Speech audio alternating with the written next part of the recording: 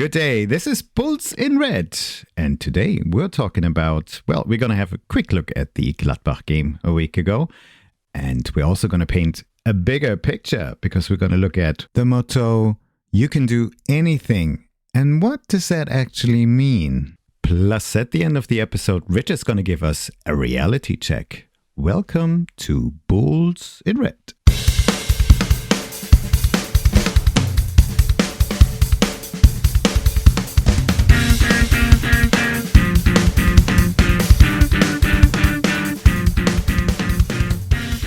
And a very warm welcome to everybody who's listening to us. This is Bulls in Red, RB Leipzig podcast in English from the heart of Leipzig, at home in Leipzig, and made for you wherever you are on this planet.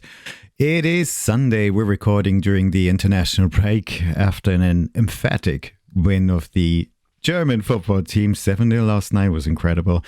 But we have, I think, the first casualty as well from the international break. Elmas was taken off the pitch after 21 minutes. So something to keep an eye on and something we're going to discuss next week. But for today, it's raining.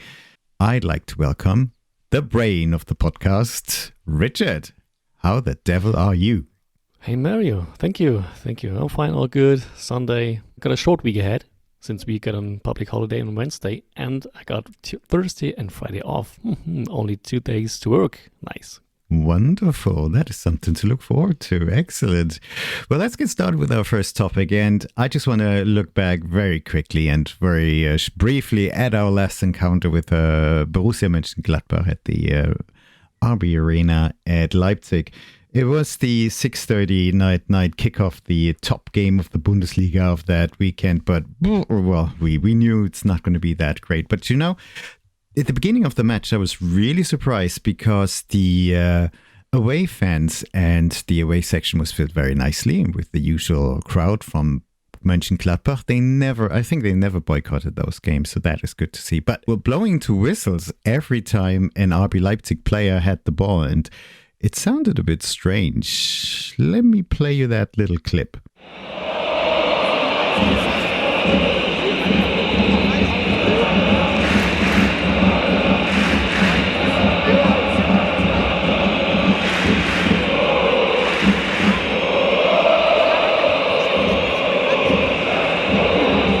And you know what the funny thing was? Those banners, they were really hard to roll out. It took them a long time to roll those banners out. And of course, you could see those traditional banners saying Traditionsverein seit 1900. So Borussia M'Gladbach, that club with tradition from day one. I don't know how they did it, but very good. Needless to say, in the first half, Gladbach was the more attacking and the more dangerous team. They had a clear plan in playing the ball forward. Pete Gulaschi made a couple of really important saves, so it was a 0-0 draw towards halftime. And my feeling at the time was, okay, I cut the team of RB Leipzig a lot of slack, and I was just relieved that we didn't concede a goal. I did like the way Borussia Mönchengladbach was playing, plus also Mr. Tim Kleindienst, he was in a very good form as well. And at the end of the first half, I was just relieved we hadn't conceded any goals and we're going in with a 0-0 draw. And the crowd was not booing, so that was okay.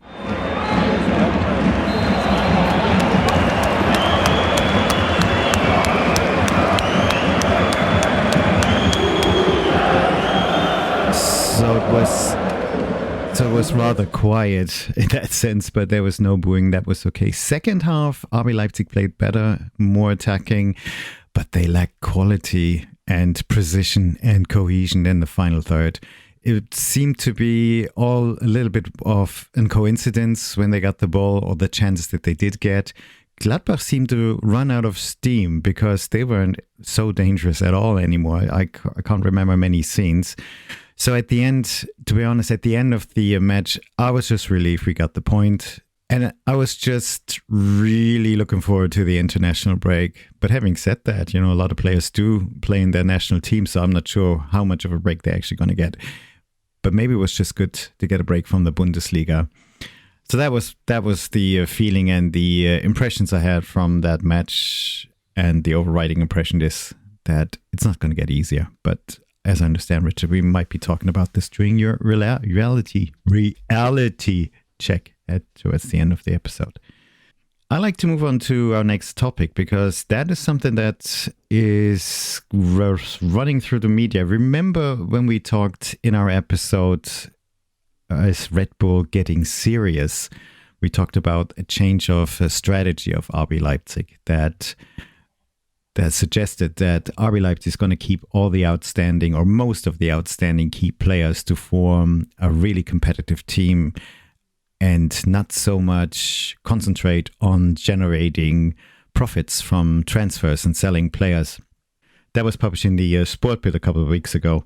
Now, Marcel Schäfer, who is managing director of sports at RB Leipzig, he appeared in a talk show. It's pretty much well known on German TV. It's called Doppelpass, and it's fair to say they mostly talk about Bayern München or Borussia Dortmund. This time there was a pretty big section about RB Leipzig. Not the biggest was about Bayern Munich, of course. And it's a long-standing show. In this show, Marcel Schäfer was actually a guest. He was on the panel, and they discussed this topic about, Jurgen Klopp joining Red Bull and maybe RB Leipzig or the RB club, especially RB Leipzig, changing their policy, their strategy in terms of developing players and keeping them, actually.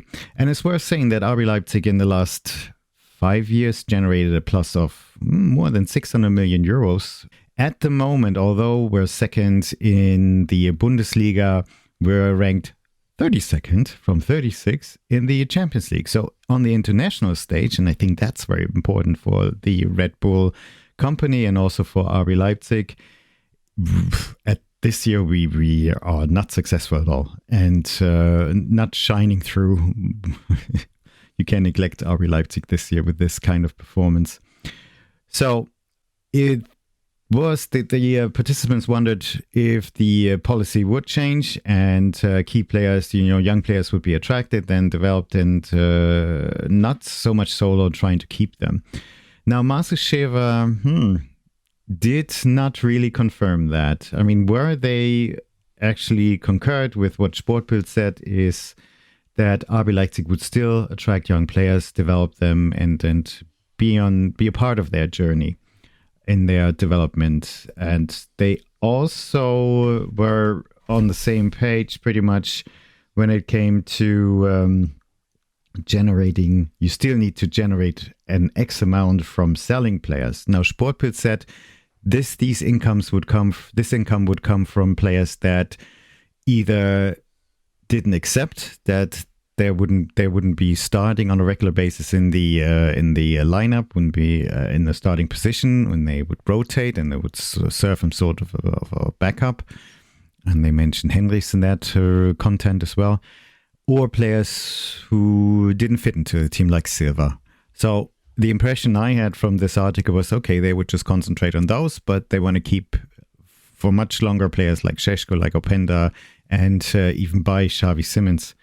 Now, Marcel Schäfer didn't confirm that. He said there is still an X amount that is budgeted for, i.e. next business year, next season, that RB Leipzig has to generate from those sales.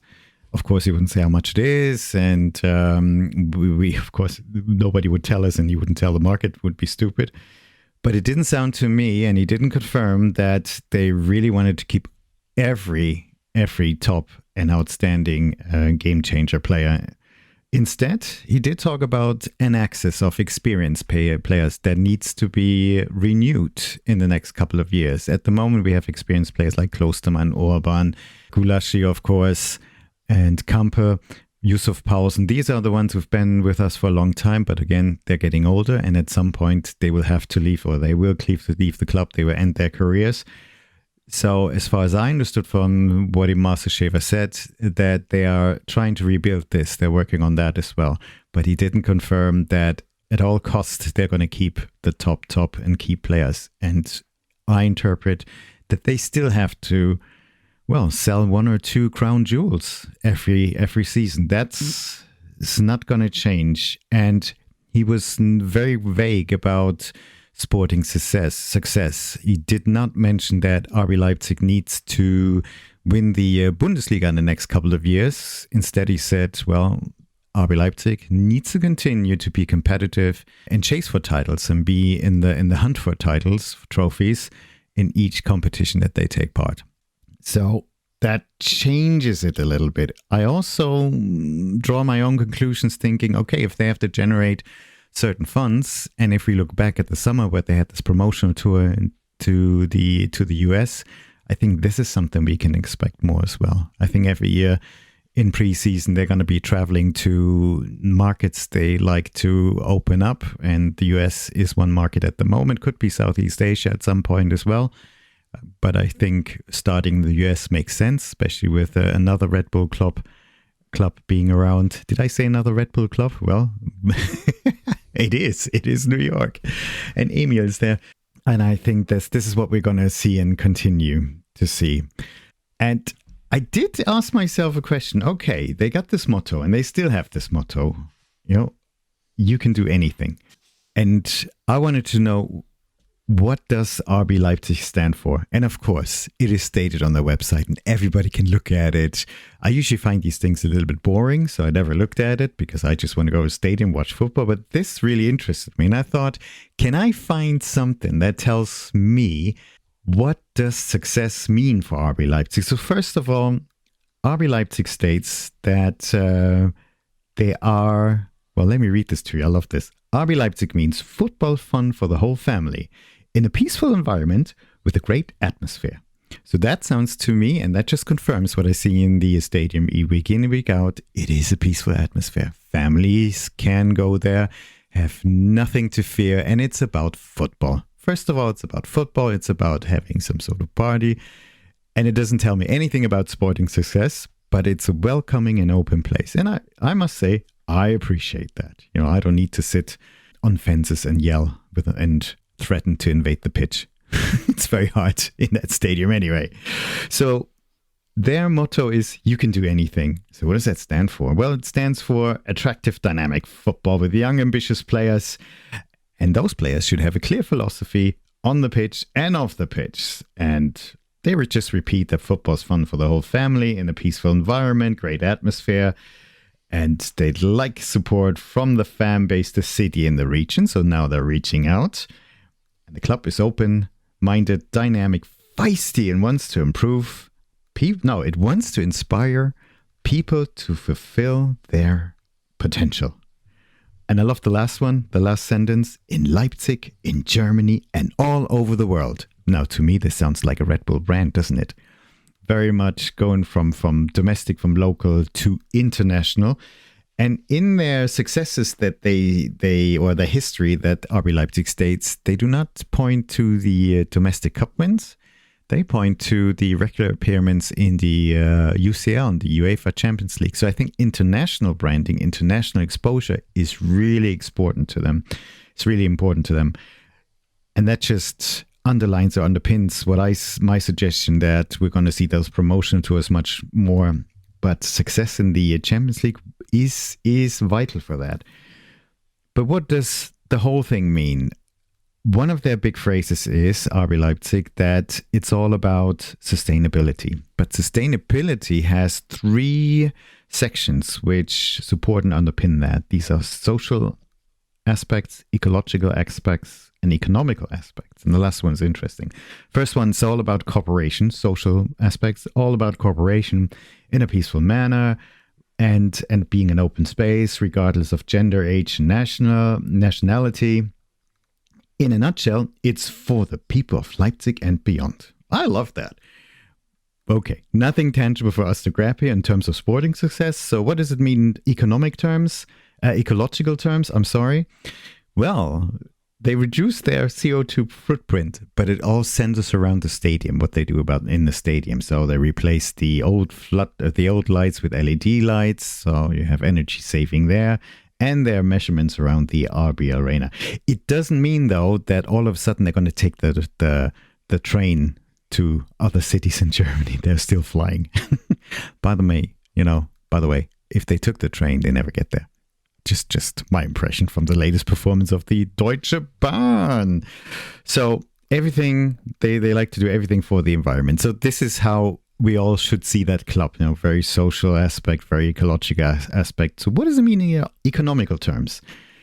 It's very vague, of course, and everybody can interpret whatever they want into this. But the most important goal is sporting success. But what does sporting success actually mean is open for interpretation. Of course, they're not telling you sporting success means for us that, we win the Bundesliga title next 10 years 5 times. I think this is something they discussed internally. The strategy to getting and the path to getting sporting success with the milestones, that is something they decide. The club decides. We as fans, we can't look into it. But they state sporting success is the most important goal. So it's not generating loads of money, in other words. Nevertheless, they like to have a long-term economical positive development. That is good. So the club, doesn't go bankrupt tomorrow. So it needs to be economical. And I suppose it needs to support itself without cash injection from Red Bull. They need to be able to survive in economical terms and probably make certain profits as well. So I think it will continue. They still need to sell players, very good players as well, in order to make money. But again, they're not telling us how they're going to do it. So another strategy to this, to reach this vision or this objective, could also be to open up new sources, selling more merc, having those promo tours or whatever. But in a nutshell, this is for the club and it ensures the long-term sustainable development of the club.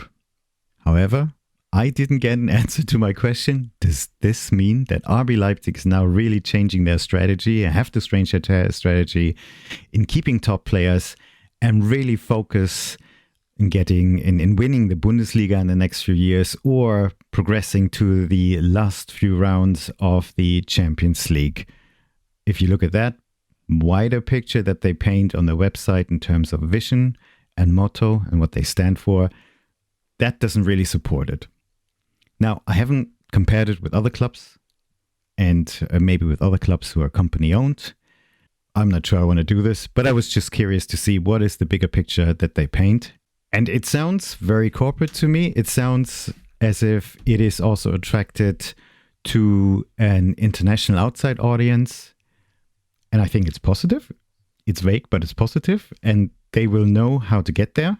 But it doesn't mean that right now we should win the Bundesliga. That's it. And it doesn't mean that we're going to keep all the great players and we don't have to sell players. I think the strategy won't change. Have I baffled you now? Yes, sir. Thank you. Now, a little bit. It was beautiful. I'm really so polite. Yeah, really impressed from your speech because you as always was spot on with what is the business model of RB Leipzig is all about. And we don't know what sporting success means, but I think it's undisputable that the world we're living in is all about economic growth. And can you grow if you're not successful in your business that you're doing? And the business in RB Leipzig, so to speak, is being a winning team. So if you don't win, or the other way around, is there a possibility to grow and to be attractive on overseas markets or in the Middle East or Far East or Asia, South Pacific or wherever on this planet when you're not winning championships, you're not winning cup titles? And I tend to disagree because I never talked to a native guy from the US or from the Asian market, but I assume that the most successful and most well-known clubs from the Bundesliga over there are very likely Bayern Munich and Borussia Dortmund. And guess why? Because they're winning. And Bayern does always win the title, okay, besides last season. And Dortmund, was quite famous for winning the UEFA Champions League a few times, had a couple more final appearances, and are on regular promo tours. So, and that means that these markets are highly competitive.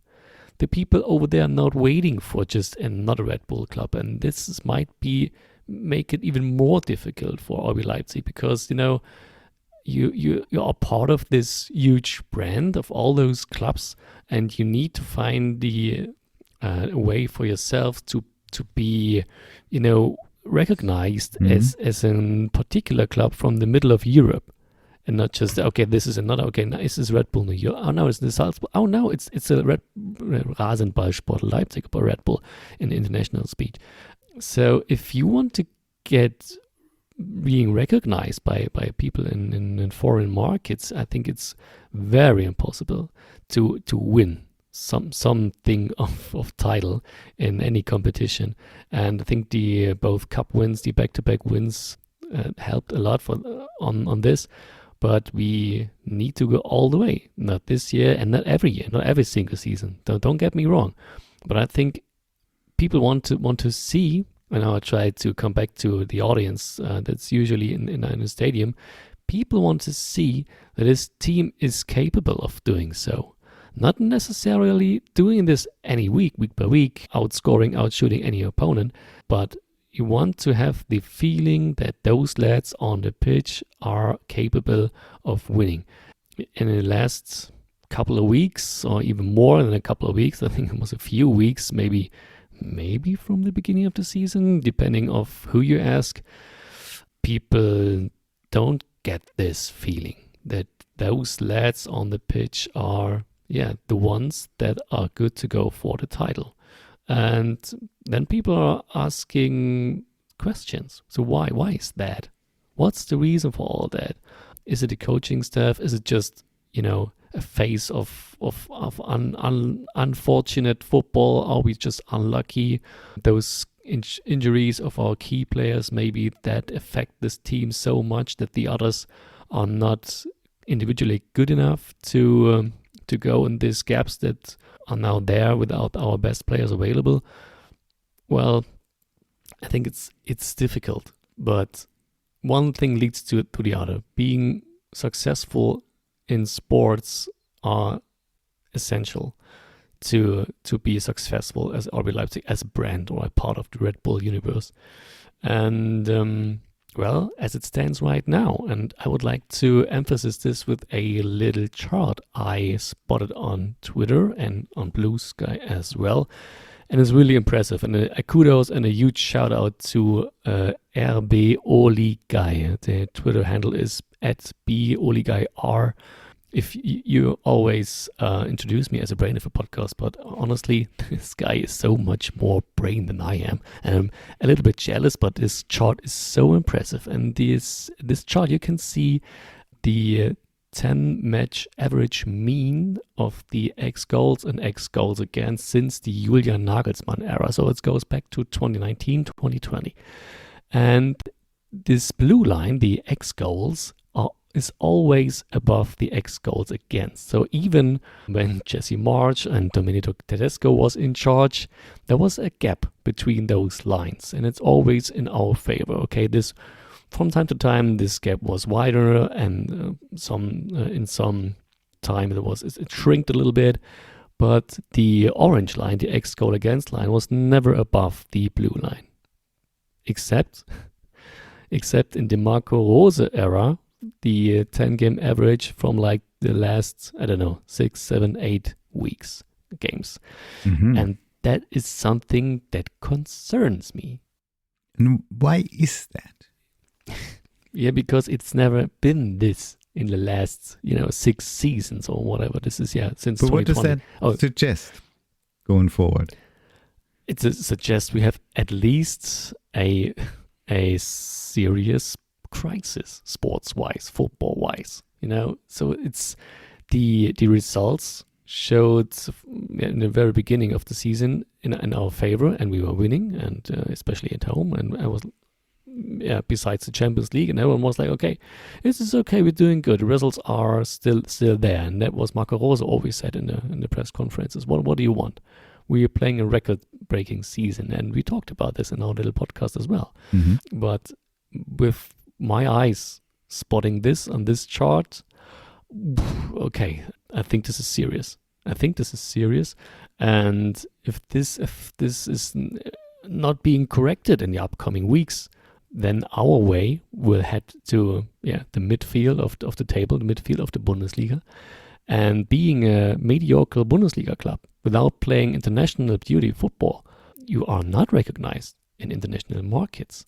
And I think this cannot be the approach or the vision of the Red Bull company to develop I think it's the most important club in the most important football club in their universe, in the direction they had in mind. So am I right in understanding that at the moment the results we had so far, especially in the beginning, cover up a real worrying, concerning underlying trend? And that trend is that we should have conceded a lot more goals than we actually have. And with better teams coming up in our schedule in the next couple of weeks, and bearing in mind that our squad seems to be shrinking, the injury list keeps getting longer and longer, is your conclusion from that we're going to lose a lot more games, and by the end or around Christmas, we're going to be in a mediocre area in the table? Yeah, maybe. So let's take a brief look at the upcoming games. Okay, the next one is at Hoffenheim. We're going to talk about this later this week in a little bit more detail, but they changed their coaching staff, and it's not going to be a walk in the park. So, okay, you can come up with 1 point there. The next one is at home versus Wolfsburg. Okay, you could win this, maybe. So I have 4 points out of the next 2 Bundesliga games.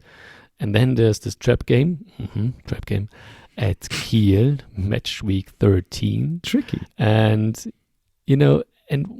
this concerns me even more because you mentioned those stronger opponents that are around the corner, but they are not around the corner yet. So they're on pretty much more on the horizon, right? So the next 3 opponents are Hoffenheim, Wolfsburg, and then Kiel in the Bundesliga. Only talking about Bundesliga matches. Yeah. So, and those, I think you can come up with, like 6 or 7 points out of those 3 games, and there's nothing wrong with that. Yeah. But after that, we're going to face Frankfurt at home, Bayern Munich, then there's this little break, Bremen at home, Stuttgart away. Okay, and Frankfurt, Bayern, and Stuttgart, and Bremen is always, it's always a tricky opponent. And if we don't get back Xavi, and if we don't get back Schlager and Raum in that manner of time, that's gonna be around Christmas. So before and after Christmas, that's the weeks of truth. So that's what it's all about. And if we're not changing the way we play, then it's gonna be ugly. I'm not sure if you want to talk about this now or maybe on the next episode. What are you referring? But I'm still curious. What are you referring to? We have to change our way of playing. Is there something you want to share, or is it something you want to share next time? I'm not quite sure. No, I'm just a stupid customer, and I'm just a fan, and I'm that far away from being a manager. I got some ideas, but it's always easy speaking smartly from the home bench. But we like like to shout from the sidelines. Yeah, really, pretty much like that. But the numbers don't lie. Numbers don't lie, and numbers don't look good. Okay. I'm not sure we're going to find a positive end to this episode, but maybe that's the way we should end it. But I would like to understand a little bit more about your thoughts maybe in the next episode, and maybe then more precisely when we talk about the Hoffenheim match. But thank you very much as well. Well, today we just looked back at Gladbach. We looked at the bigger picture that RB Leipzig is painting. What do they stand for? And does it mean that they're going to win Bundesliga titles soon? Because Jürgen Klopp's here and they're going to keep all the players. And the conclusion is, not quite. And Richard provided a reality check and a gloomy outlook. Well, hopefully not. Besides, I hope you guys have a good weekend, a good start to the new week. Thank you very much for listening. And if you like our pod, please subscribe to it on your favorite platform. That would be awesome. You can get in touch with us by email. The email is podcast@bullsandred.com. And you can find us on Instagram and Twitter. And our episodes are also available on Apple, Spotify, YouTube, and co. Well, we're going to talk to you again pretty soon. Take care, stay optimistic, and Richard, Dankeschön, Thank you, Richard. Und auf geht's, Leipziger Jungs.